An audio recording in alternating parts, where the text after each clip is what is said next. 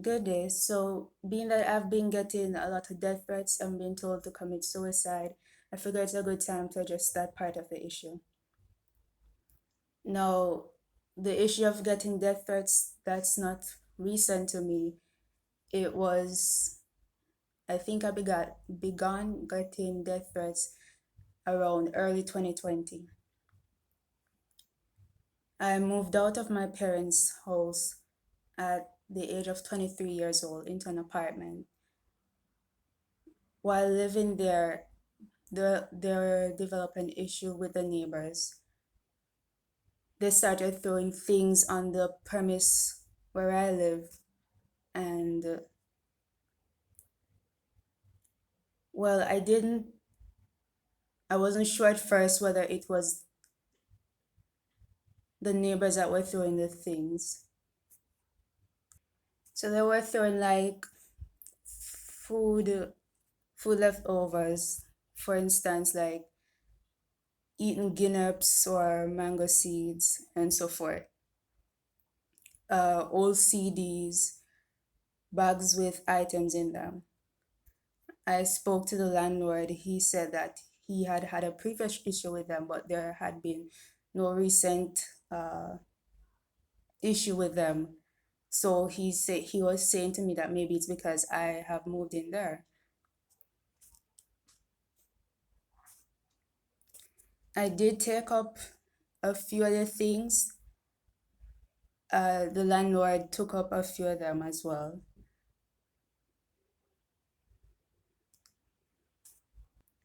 I tried not to make a big deal out of it, and generally it died down. However, I think it was one afternoon when I was about to do some laundry. I went outside and a few of their children threw stones at me. I walked past, went out to hang out my clothes. They persisted in doing that. I spoke to them and they went back toward their house. Then I saw that there was a young lady there and they returned again to the section where the fencing was. Then they threw the stones. Then they were throwing stones again. So it was at that point that I raised my voice. Uh, at that point, I'm 24 years old. I look younger than my age, so I do get picked on sometimes. So I raised my voice. I'm living alone, raised my voice just to let them know that, back off. Uh, there was a other lady living over there. She came out, raised her voice as well. Uh,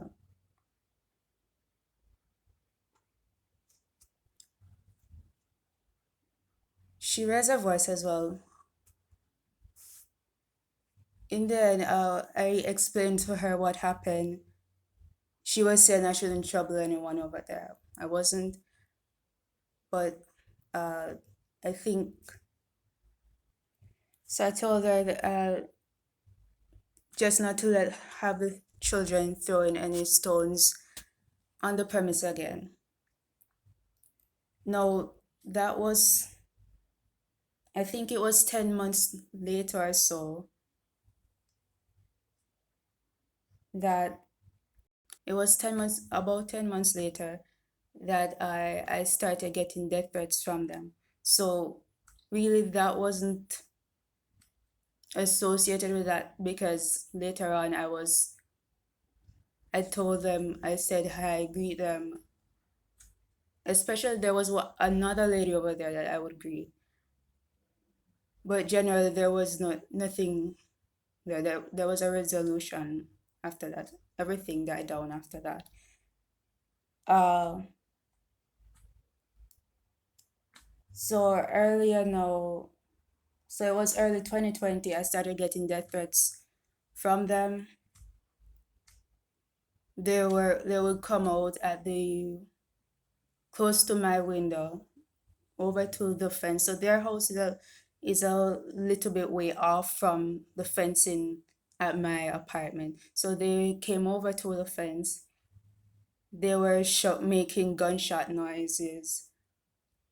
They were making fake calls saying that they were calling someone to come and kill me, describing the premise and the compound and so forth. Uh, so in June, I think everything intensified at that point. So they were they were also calling other strangers now. Other persons were coming over to their home and threatening me. It was about June 23rd, I think, that there were three grown men over their home, standing closer to my fencing and uh, issuing death threats, shooting me, and so forth. I had to go out that day, so I did. I got out of the house, but I thought the level at which they were acting, it was uh, important for me to go to the police station. I did go to the police station and report the death threat. The police came back with me and gave them a warning.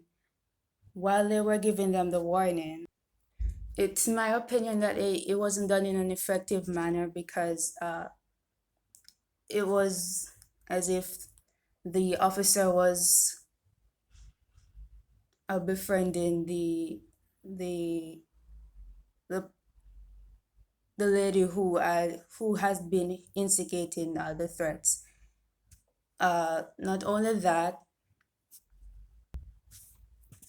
but in the latter part of the being given the warning, she I was standing down in the road, and she came uh towards me, raising her voice, and she she's taller than me and she's thicker than me. So she came down and she was being menacing.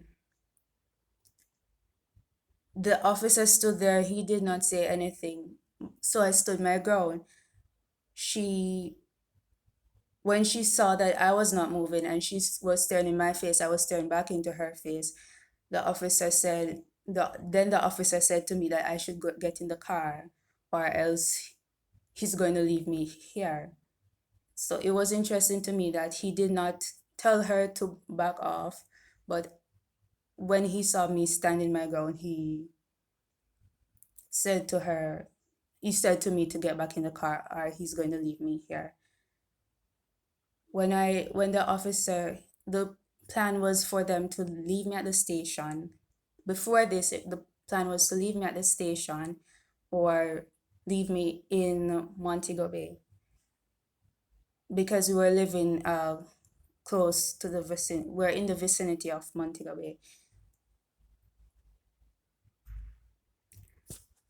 So as I was saying, after that, the officer, he changed his mind. He said he was not going into Montego Bay. He left me instead at a crossroad. I should also mention that while she was being menacing, she was yelling at me that I am mad and so forth. So when the officer left me at the crossroad, there was also, as I stepped out of the vehicle, there was someone above on the hillside in their home as well, yelling at me that I'm a mad girl. So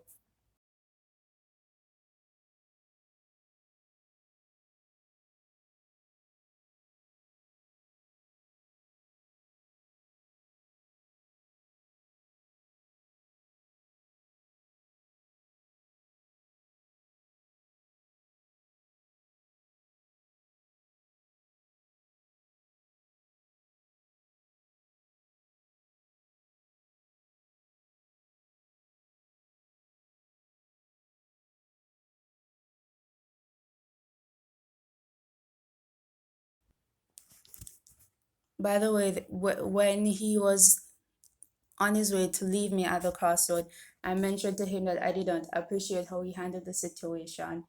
He was saying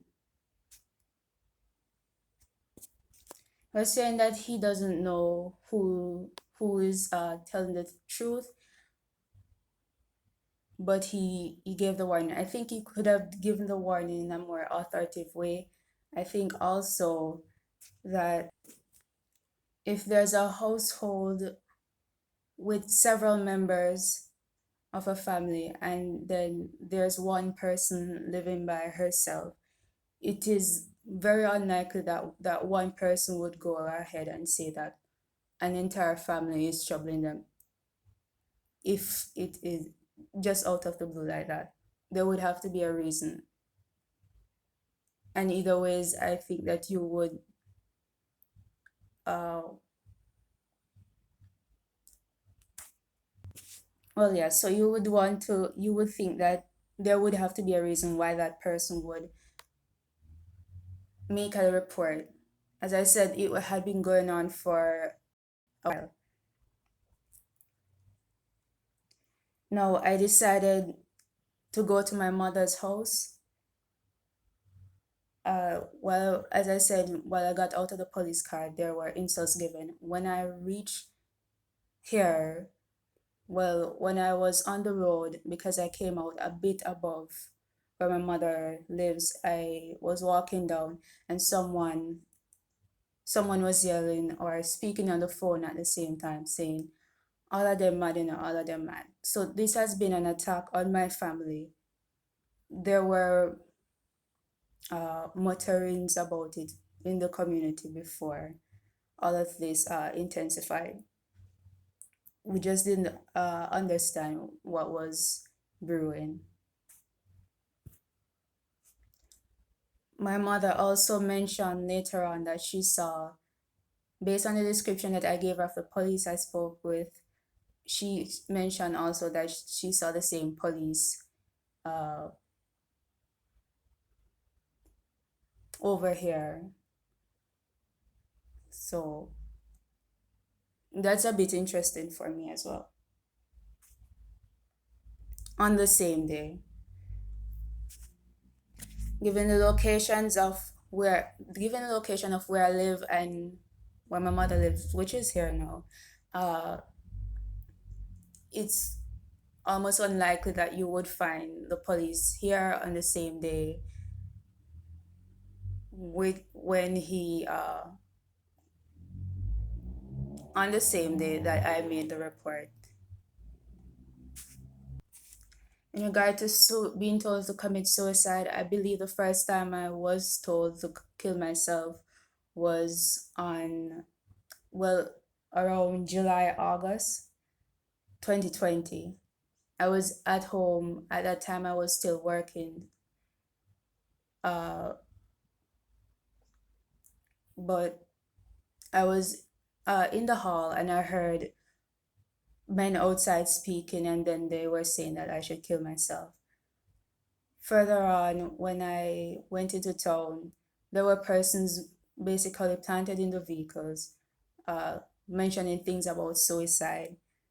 There, I took a bus to Kingston. When I came out to allow someone else to get out, they were also the driver yelled at me that I should jump off the bridge. That was about, I think that was February 2021. Now, in response to being called a whore, a prostitute, I wish to say that it is not my intent to bring shame to my faith or God. Um, I'm simply trying to get a bath. I'm in the privacy of my home. The privacy is supposed to be private, and I'm simply trying to get a bath. The bullying that you're seeing now, it's by those who had previously employed me. It's not completely new. They're I had experienced bullying while working with them, which was one of the reasons, especially for one of the employers, why I decided to resign. So, in regard to this judgment, I have not turned from my faith. I've tried my best to endure the situation and as well. So, I've tried my best to endure the situation. The what I find interesting though is that the actions of those who are accusing me are they are being ignored, and it is that my endurance of what's been happening to me has been judged. I have to bathe, I have to use the bathroom. I've gone out of my way to be covered. I don't think there's much more I can do. I understand that I'm being told to have sex in order to have freedom to use my bathroom. I don't think that should be. Again, I will reiterate, as I said in the previous video, I am innocent. I haven't stolen anyone's money. I know there has been an attack on my character. I guess I'll address that further on. Yeah. I'll just like to put a bit more attention to the fact that I've done no wrong. I've in carrying out the daily activities of my life, as in bathing, using the bathroom. That's regular human activity. It is my privacy that has been invaded, and I find it strange that I've been judged for someone invading my own privacy. If there are any questions or comments, you can leave them in the comment section. Thank you.